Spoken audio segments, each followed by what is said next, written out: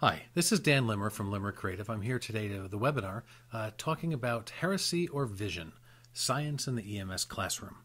Before I get started with the presentation, I'd like to introduce myself and my company. Dan Limmer. I am an EMS educator, provider, author, and I have my own company called Limmer Creative, which produces apps for smartphones. If you want to study for your National Register EMT or paramedic, soon the AEMT app will be out. You'll be able to do that in your phone. ACLS, PALS, critical care, pathophysiology, a lot of other things. That's what Limmer Creative does. I've had the good fortune to be in EMS for about 35 years. It's been a heck of a ride. And most importantly today, I hope that I'm able to give you some good information. Again, this is called Heresy or Vision, Science in the EMS Classroom. Now, kind of maybe a funny start to this, but science may be one of the biggest non-issues we have. And the reason I say that is because we have to change. We have to adapt to it. Science is what medicine is based on. So people that make the issue, should we update, should we do the science, really are missing a part of this. It's really not an issue. We have to.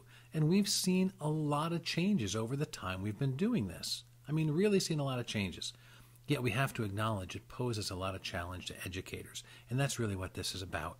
So this presentation is designed to look at some of the changes that are out there now and also help us deal with the rapid-fire changes with some educational theories and philosophy that I believe will help you. Now, why heresy or vision? Why did I call it that? People that first talk about any new change in science, especially the big changes, are not always the most popular people out there. We hold very tight to things that we've done for a long time in EMS. We hold really, really tight. We don't want to let go. So don't kill the messenger that there are a lot of changes out there. Now, not all of it's correct. Not all of it's going to stand the test of time. I can think of things that have come and gone in the time that I've been in EMS. Some of the things that we see out there now, oxygen at 94%, is that the right answer? I don't think that the evidence out there is conclusive in any one direction. We have guidance from the American Heart Association, and we've moved in that direction, but I still think there's a lot of work to be done in that regard to figuring out what is right.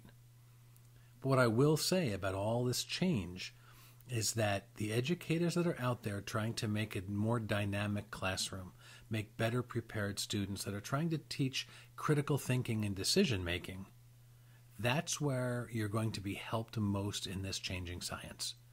If your students are memorizing steps, if your students are memorizing the book, if your students are basically trying to go by any one rote source, it's going to be harder and harder to pass the test. I mean, it really is.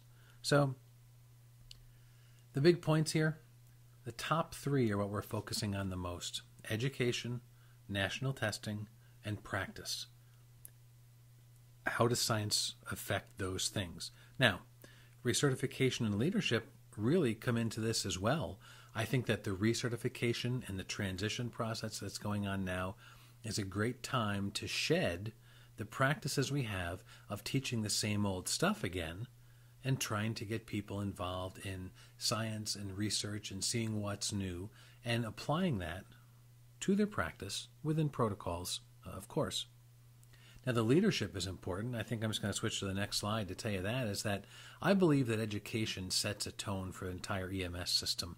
So good education does have a function in leadership and organizational structure and philosophies and many of the things that make the organization. If you require an educated person to come in, if your training classes are meaty, if you keep your people current, if you value education, if that's the way your system treats education, I believe it will give you a better system with better providers. So I just think in the leadership aspect, it's worth noting that what we do is profoundly important, not just to our classroom and not just to practice, but to the system in general. Now, I wrote some time ago this little thing here on grieving over oxygen. It was put on the blog at emtreview.com. And I just want to start and talk about the way that we change. The answer, not very well. So if you look at the stages of grief, of death and dying, denial, anger, bargaining, depression, and acceptance, we could take our philosophy in oxygen and do that. Now, there were rumors about what the AHA was going to say, and when it came out at the end of October 2010, when it came out, we had a pretty tough response, and quite frankly, it went on for a couple of years. So we started with denial. It can't be right. People need oxygen. We've always given them oxygen. EMS, very tradition-based. Then we got angry. I don't care what they say. Everybody gets oxygen. I'm always giving them oxygen. We're going to push back against this. Oxygen is the wonder drug. It's got to be good. Then bargaining. Well, I'll put on the pulse ox, but if they look like they need it, even a little, I'm going to blast them with it. I'm going to give them 15 liters.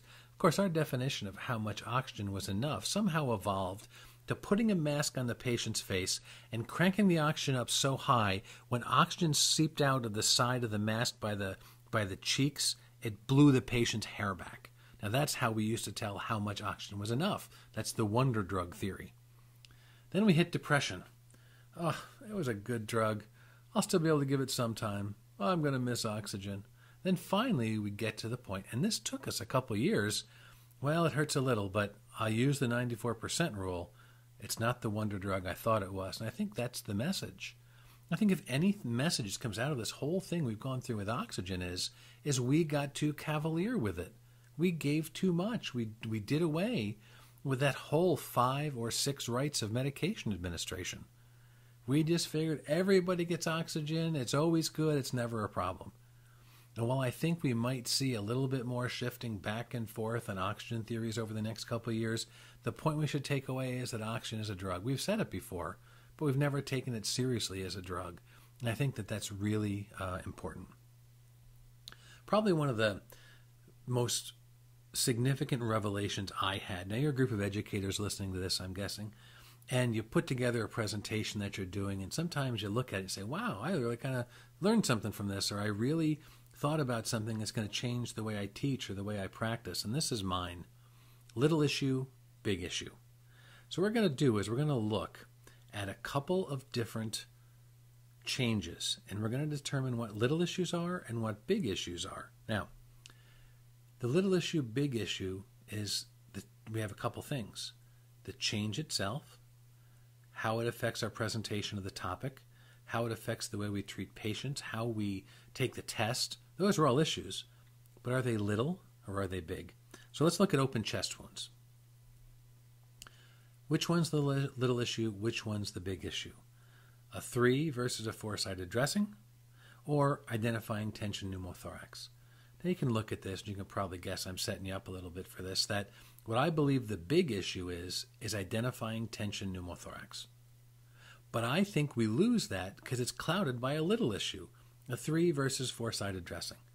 I was around when it was 4-sided, then it became 3-sided, and you know where it's heading again? 4-sided. The military and the experience we've seen most recently, I think we're going to start seeing some of the trauma sources now going to 4-sided dressing. Some of the tactical courses have done that already. And the reason is that it doesn't matter that much because these wounds bleed and they get stuck into the wound or there's blood in there, and basically it becomes a totally occlusive dressing. This whole flutter valve thing was a great idea, except in practice it didn't work as well. So if you have a 3-sided dressing that you have to watch to see if it clogs with blood or spooge, or you have a 4-sided dressing that you know you're going to burp once in a while, is there any difference? Most people now are saying no. But what really matters? Identifying a tension pneumo. Identifying, knowing the pathophysiology behind it, how to treat it, how to properly burp the dressing and deal with it the best. Those are what makes the difference. Now, if you're teaching paramedics, we can decompress the chest, we can do other things. But I realized by this that most educators ask me, which one is right, 3 or 4-sided? And sadly, the answer is, I'm not sure it matters. Even the chest seals, Asherman chest seals, and others, they're going to clog a little bit with blood too, that they're still not saying that those are the exact way to go, although a lot of people are using them, and I think that's good. The real issue is knowing when things go bad, knowing when they're clogged, and knowing what to do. So, little issue, big issue, and I would really encourage you to look at some of these changes and apply that to your education.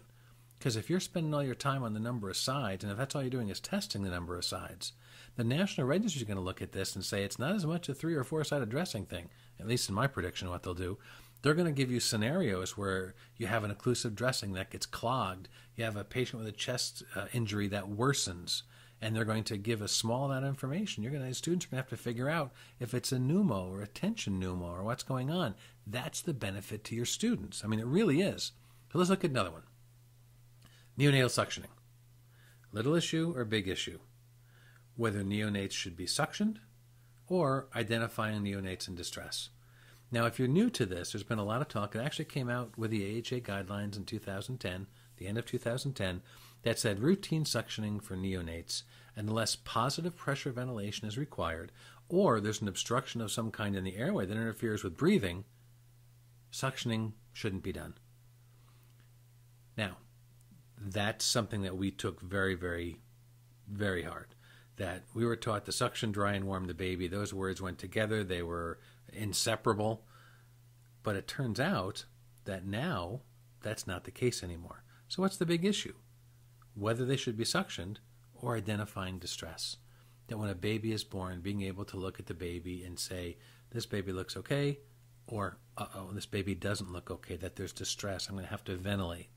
And those are the issues. I mean, those really are the big things that your students need to know. Now, going on, how do we teach that? Well, I think there's a couple things. Just now getting a little bit more into theory and how we teach stuff. If you look at the big issue being, that suction may cause harm. It's not a benign procedure. Again, let's look at the oxygen model. We gave everyone oxygen. It might not be the best thing to do now. Suction can cause hypoxia and bradycardia, so it's important to say that to our students. That helps create the sense of balance. Also, that these neonates have been in fluid for 9 months. Kids have been born for as long as there have been people, and a majority of that time they weren't done at the hospital. So, if you look at it that way, and you present the fact that some of the fluid, the alveoli, will just absorb. It's designed to do that. The baby will do that and survive. And I think you also have to say, well, if we're talking about neonatology and neonatal resuscitation, we're probably near the end of the class, which means we've already drilled into our students' heads, you got to suction, aspiration's bad, suction, aspiration's bad. An adult aspirating on beef stew is dramatically different than a little bit of amniotic fluid or possibly even meconium in the baby's airway. So I think to a great extent, if we start presenting things like this, students will get it more. Many times we bring our own baggage into the classroom, and that's where the problems come up, when we bring our baggage into the classroom. Now, I want you to think just for a little bit here. I want you to just take a moment and reflect. This is something that I did in preparing this. And what I would like to ask you is, of all the changes that are in the pipeline now, and some that you most likely know, you've been through some, maybe there's some that I'll tell you don't know, but I'm guessing you know them. Which is the biggest challenge for education? I think that's really an interesting question. Where is the challenge? Now, I'm going to talk about what the changes are, but some haven't affected us profoundly. We rolled with it pretty well. Others seem to rock us to the core. And I think we need to prevent that for the future and figure out how to deal with that. I think at the top of the list is spinal immobilization. We'll talk about that more in subsequent slides, but in 2013, the EMS physicians and the American College of Surgeons Committee on Trauma put out a position paper, which really rocks our world. Sorry to keep using that word, but that's kind of the way I feel about it, about spinal immobilization. And I think if you haven't seen that paper, you should. There's a link that came out if you got an email about this webinar. Links will be there. HPCPR, high-performance CPR, and ventilation issues. There's a lot of different things going on here. There's some pretty progressive CPR stuff going on, and ventilation issues. The interesting thing, though, about HPCPR is that it doesn't necessarily stray from the Heart Association guidelines. It just expands and reinforces it. So to that end, the fact that you should compress very efficiently and change and work as a team or a pit crew and all those things that are done are very much in line with the AHA guidelines. Ventilation issues, there we can find some differences between our protocols and some other things we see out there. Some people are still doing ventilation. Some people are not doing any ventilations. Other systems I've heard of now are putting a nasal cannula on the arrested patient while they're doing CPR to bring some oxygen passively into the lungs. There's a lot of stuff going on with that. Intranasal naloxone, the Narcan, in a recent survey that we did just as we were preparing for a textbook revision, we found that about 12 states that we could identify allow BLS providers to use naloxone at some level. Suctioning the newborn, we've talked about already in our little issue, big issue exercise, but these are changes that came out in 2010, and we're still sluggish in implementing them now. I think some of that's tradition. The neonatal resuscitation course recently came out with instructor directives which talked about the fact that even though there might be meconium present, if the baby is not distressed, that is, if we don't have to ventilate and there's nothing blocking the airway, then suction may not be indicated. And that's a pretty tough thing for us to deal with. CAB, when they changed ABC to CAB in some situations, that was pretty dramatic for us. ABC was great, easy to remember, but the CAB is the approach that we switched to, and we adapted to that, even though there were some questions. The oxygen saturations, trying to get that to 94%, that's pretty dramatic, really. In the past, where we would put a non-rebreather on and get it to 100, now we can put on no oxygen, maybe a cannula, and bump it up a little bit. It really is amazing what a cannula will do for oxygen concentration, if you really think about it. You get somebody that's 90 or 92, we used to say, oh, gee, non-rebreather. You put on a nasal cannula at 2-3 liters a minute. They take a couple of deep breaths. Next thing you know, they're up to 95, 96. I mean, it's pretty amazing. And that's enough. I think that we overdid that. Flail chest, now we don't do any motion restriction of the chest. We don't splint that chest. We don't take bulky dressings and tape it over. If we have a flail chest and it affects their breathing, we ventilate them. That's the treatment. And open chest wounds, we also talked about. The open chest wound issue, whether it's 3 or a 4-sided dressing, I believe that the real issue and the biggest issue when you get to these is identifying pneumo or developing pneumos and dealing with those appropriately. So let's continue on with the presentation now that we've done these things, because test trauma is a whole different kind of thing, but our students have it. We sometimes have it. And it's one of our biggest anxieties. Our students repeatedly ask us, is this going to be on the test? And quite frankly, I think we need to say, sure, all this stuff could be on the test, but what is on the test always seems like a bit of a mystery as far as the National Registry goes. So I'd like to talk just briefly with the knowledge that I have on this, that the tests are developed based on several things, and one of the most noteworthy is the practice analysis. The registry in the past has gone out and they have surveyed thousands of EMS providers to see what EMS providers really do out there.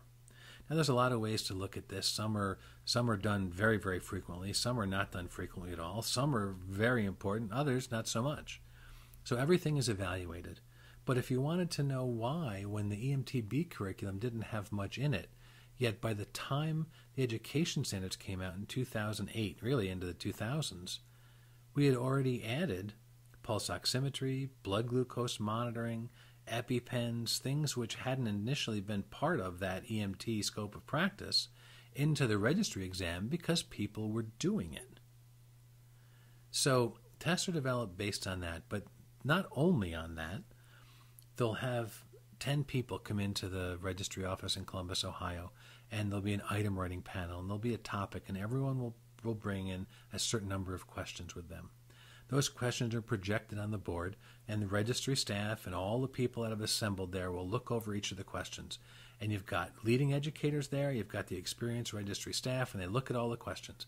And sometimes questions come up and say, well, gee, is that really part of what we do? And one of the things they do is they take out EMT books, and they look and say, is this in the books or not? Now, it's not based on the books per se, but the books are used as reference. So when these things are written, it's very likely that there's going to be a certain depth to these exams. Now, being a textbook author, I say this because it's something I think people need to know, is that books come out about every 4 years. Now, sometimes there are reprint corrections in the books, and we will be able to take a book when it's reprinted and make some change in it. But even in the 4-year life of a book now, things are going to change pretty dramatically with what's in the book compared to what's in practice on the test. And we're working on ways to help keep up with that. But it's good to remember that when you teach your class, you should be looking at a bigger picture of EMS. Now, sometimes the way things change is very easy. Some changes, like the 2010 AHA CPR guidelines, were rolled out on a specific date, and that was the day things were going to change. And changes in the bleeding control when the tourniquets came back into mainstream again. The registry released skill sheets and guidance on how that was going to be done. I think to a certain extent the registry changed practice based on that. But not all were that easy. The oxygenation thing we struggled with as an organization. The registry made changes to that. Neonatal suction, well, that's a question that comes up now. The guidelines are pretty clear on what neonatal suction should be. But one that's really going to be an issue is spinal motion restriction, spinal immobilization. When will that paper, when that position paper, will that become the guideline? Will it need to go in books first? How long is it going to take? This is something that's yet to be seen. The practice of EMS out there still includes spinal immobilization, but it really doesn't seem like there's a day that goes by we don't get an email like from EMS World Magazine that says, hey, these people are changing the protocols. Backboards are out. Well, sometimes there's a lag between practice, education, and testing, and I think it's our job to keep up with that as best we can. Now, before we go on, I want you to think about these changes. I want you to just take a second and say, all right, we've had changes before. How have I done this in the past? What's been good? What things that you do in the classroom will make the change successful and accepted? And as we go through and talk about some of these changes, think about some of the practices that you currently do in your class and envision yourself how you would teach something that is relatively new, maybe evolving in science. The status on the exam is questionable, and maybe your book covers part of it or introduces to it. You might go into less depth or more depth than you need. Everyone's protocols are different. How would you do that? Let's start with an easy one. HPCPR. I think there's a lot of variations of CPR out there. The protocols really are all over. Some are, well, I would say most, still follow the basic AHA recommendations. There's a few places that have just kind of gone off and haven't followed those. But even with HPCPR, the concentration is on compressions, maintaining good compressions, working as a team. Those things don't stray that much from the AHA. Some of the oxygen things we talked about, ventilations or not ventilations versus masks and cannulas and all those things, they will ventilate a little bit.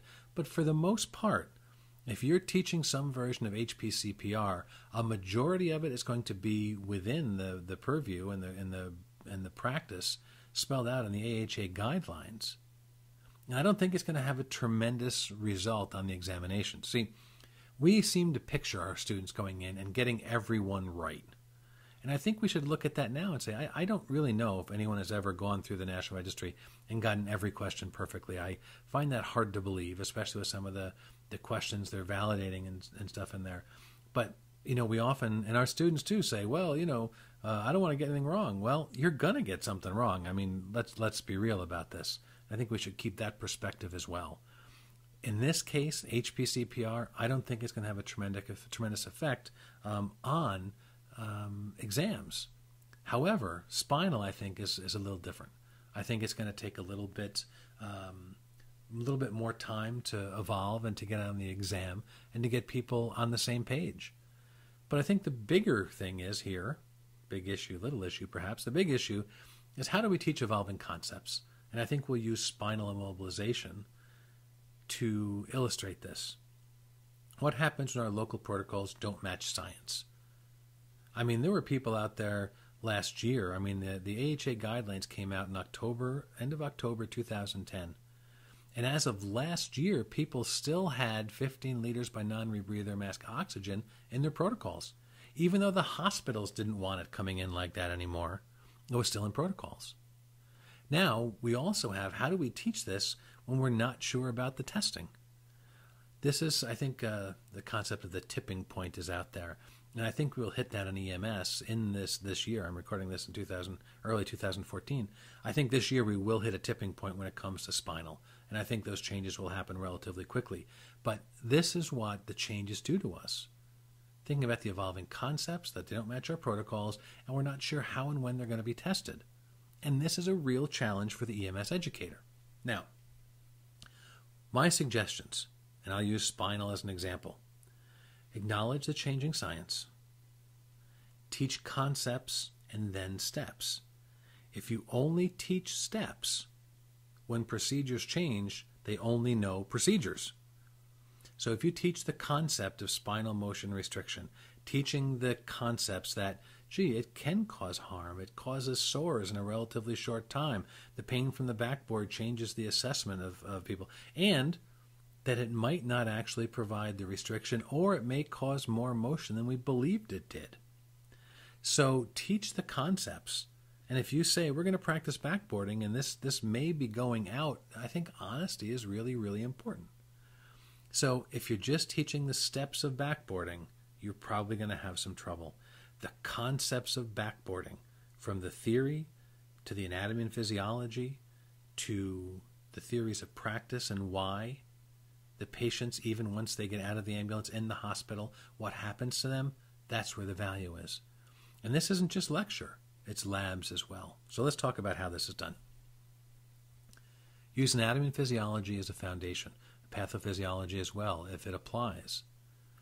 That part of what people are saying in this change in the spine, the spinal teaching and spinal motion restriction, says that even if there is a spine injury, most of them aren't unstable and further injury is less likely to happen. So identifying the way the spine sits within the body and what it means. Teaching solid assessment and including the criteria elements of maybe nexus, of the spinal rule-out criteria from, in the nexus.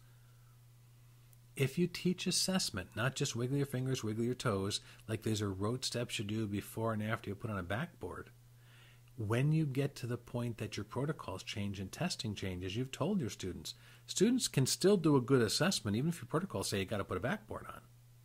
So teaching solid spinal assessment and what that means with A and P and pathophys as a foundation, I think, is vital. And that's not just rote spitting stuff out. It involves thinking. So we teach the skills. We certainly teach the skills of backboarding. We're always going to do that. But the link between the assessment and skills, that's thinking. The assessment and skills, that's the part that makes a difference. And I believe that's the part, that thinking, doing a good assessment, thinking about something and applying things properly, that's also going to help on the registry. Because we've taught the right background information, not just how to put on a backboard and say, everybody gets one. Because I think that's trouble. Where we're going now with this, one of those, I couldn't resist. I see this on Facebook all the time, so I found the maker for these and I made my own. EMS doesn't diagnose? Then tell me about the magic you use to choose treatments. EMS's toolbox getting bigger and bigger. BLS agencies now have got CPAP. The things that are happening, we get intranasal naloxone, and all of a sudden we have more and more stuff. The talk of EMTs acquiring 12 leads. The decisions on when they should and when they shouldn't acquire the 12 lead and transmit it. All these things are important parts of thinking and diagnosis and the things that we do. Yet we often teach things to a very rote level where there's no decision making at all. And one of the things we need to do is teach our students to think. It's really what it's all about. So if we're taking a spinal lesson and we just look at this big picture in spinal, we'll do a lecture, we'll do a demonstration. We all do that to some extent. But what if we could break out, take our lecture, shorten it up a little bit, do some case studies and group discussion. I'll talk about some of the topics in the next slide. Then we do skill practice. Now, before we make decisions, I understand that we want to get the skill down. We want to be able to get the process down. That's okay. I'm never saying that's wrong. Because having people make decisions while they're still trying to figure out how to strap a backboard doesn't work. We've got to get the skills practice in. But then we do some integration scenarios. And the case studies and discussion in the integration scenarios are on this slide. For example, distracting injuries exercise. Have your students create a list of possible distracting injuries in various trauma situations. And they're going to come up with some good stuff. If your students, like any of my students, they really come up with some really out there things. But make sure that they're able to think of what a distraction really is. And if they haven't come up with things like a parent having an injured child in the car, that's distracting. I've had parents that say, I'm fine, take care of my kids, when they're the most seriously injured. But of course that's distracting. I mean, a person that's traveling with a child or a pet can't even sit in an exit row in the airplane because that's a distraction from the emergency. You're thinking about your kids, you're thinking about little Fluffy sitting under the seat in front of you in the little dog or cat carrier, and you're not opening the exit door. So these are distractions. Think about these things and bring them up so students truly understand the concept of distracting injuries. Because this is where the benefit will be on the National Registry, is because they will recognize these things in those few sentences you get as part of the stem of the question, because you've done exercises like this. And the mechanism of injury discussion, we recognize that mechanism of injury is not as important as we thought it was in trauma triage decisions. However, it still plays a role, especially in the patient that's unresponsive or has an altered mental status or distracting injuries. The mechanism that could produce a spinal injury is still important to us. Then combining these things together in a scenario to make patient care decisions on whether immobilization is required or not, that's how we teach. We have good lectures, we have thinking exercises, we teach the skill, and then we integrate it. And I think that is just really, really important. So, skills practice, not just skills. Think about it. Vary your patient complaints. Maybe a patient doesn't complain of spinal injury, but they have C-spine tenderness. Distracting injuries, have a patient that's intoxicated. Students have got to learn to think about these things. They do a good patient assessment, and then they make decisions based on that. The skills come next. Think about that. Think of the things that you would put in the scenario, and performing the backboarding is really the fifth bullet on here. I mean, it's not there, but think about what the decisions really are. Big issue, little issue. You can train someone to strap somebody to a backboard. These are the things, though, that the decisions they have to make. Of course, we want to talk about the test. People will say, we're coming back to this for a reason. People say, well, I get all this, but what does it really mean? What about the test? And I think that's worthy. And a lot of the things we've talked about here are going to help you with that. So let's look at naloxone. EMS World says Narcan goes national, but who gets to carry it? Do you know why the headline says that? Because it's all over the board. Here in Maine, the governor won't sign a bill that will give it to families and BLS providers. Other places, they're just about making it without a prescription, that docs and clinics can write prescriptions to the family members and to close relatives.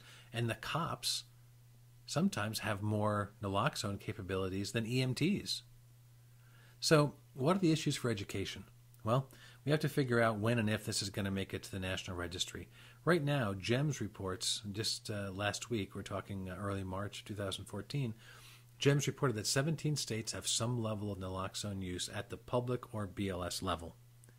As I mentioned earlier in our informal survey, we reached out just to see who was doing Narcan and found out that at least 12 states, at least at some form, pilot programs, certain areas, whatever, are allowing BLS providers to administer naloxone, Narcan.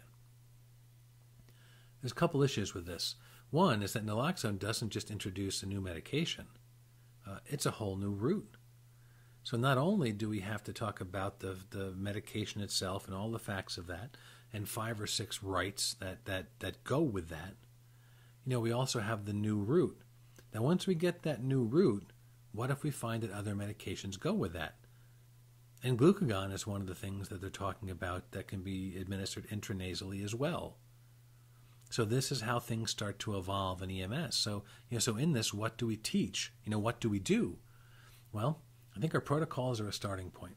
But remember that there are 50 states out there and a lot of different protocols And even within books, there's a lot of different approaches to things. I think what we teach, much like we talked about with spine, is thinking. And I really think it's important to avoid the trap we fell into with oxygen. Right now I'm hearing it a lot. Oh, naloxone's okay. It's harmless. It's benign. Just give it. If it's not an overdose, who cares? We fell in that same trap with oxygen. It's benign, nothing's wrong, and maybe it is. Your protocols will say how to administer that, but really how is it done? That our education and everything that we teach and how our students practice is based on science and pathophysiology and case-based practice. Your students not only going to have to know intranasal route of medication, a whole new medication, you have to know the indications. They're going to have to be familiar with narcotic drugs, opioid receptors. It adds a lot to education and a lot of practice in class to be able to do this and to do it well. So I think it's important to remember that even something as simple as naloxone, which we say is relatively benign and has great benefits, and I agree with the benefits, that it becomes a lot to add into the classroom. And then at what point will this become something that's tested on a national level? So just some perspective here as I start to wind down on this. You know, we've weathered a lot of the changes, and we're still here. Our students are going to also. And as another matter of perspective, I was thinking as I was putting together this presentation, a lot of my students that I teach here work, I live in Maine, my little corner of the world up here, close to the New Hampshire border. So I have students that'll work in Maine during the day, then for their night shift, they'll go across the border into New Hampshire. Now, I have some work in Massachusetts and different places as well, but Maine and New Hampshire have dramatically different protocols. People like to work in New Hampshire because there's more drugs and more stuff to do. They think that they're better protocols. But you literally one day could be using one set of protocols, the next day be in New Hampshire for others, and then the next day come back to Maine again. And you know what they do? They deal with it. And I think it's just using that perspective. I think our students probably can as well. I think we should set the tone early. I think that thinking providers will adapt to whatever happens. So creating a thinking provider might be the biggest issue, the biggest thing that we have to do here. If we let our students smell our fear that we don't know what's going to happen, or we don't approve of this, or we're unsure of something, they're not going to respond well. It's up to us to know the science, to reach out and look at the position papers and look in different sources and talk to your medical director if you have questions and really get the insights to present this material confidently to your students. That's really what it's about. Mindlessly following steps doesn't lead to long-term success, either on the exam or as a thinking provider. It just doesn't work that way. I think that while I've spent about 40 minutes talking about all these individual pieces, about all these things, that what I really want to say is that there's going to be changes. We're going to deal with them. And if you stay on top of it and present it confidently to your students and continue to hone your education to do a more thinking approach, most of these things will be non-issues for the test. You'll start to feel it, your students will start to feel it, and you'll be doing great education. So as we wind down, at the end, my name is Dan Limmer. That's my email on the screen there. Please feel free to use it and drop me a note. I'd love to talk more about these things. A lot of past webinars that we've done, which are still available online, involve active learning and problem-based learning and different kinds of education. That's the stuff that I'm really passionate about. I love to try new things and keep up with things, flipped classrooms and all the stuff that's going on. Those webinars are also available and archived as well. Now, my company's website is on there, limmercreative.com. Like I said in the beginning, our EMT Pass app, Bill Brown, the former executive director of the National Registry, who did that app for us, has almost 1,000 questions. I think it's really one of the best programs out there. A lot of things are apps, but this is a program. You go through and take 8 exams, and there's cut scores, and there's detailed prescriptive advice based on score results. And it's really an amazing program. I'd love to have you check that out, limmercreative.com, as well as our other 20 apps. We have 21 apps right now, and I would love to talk to you more about those and get you more information.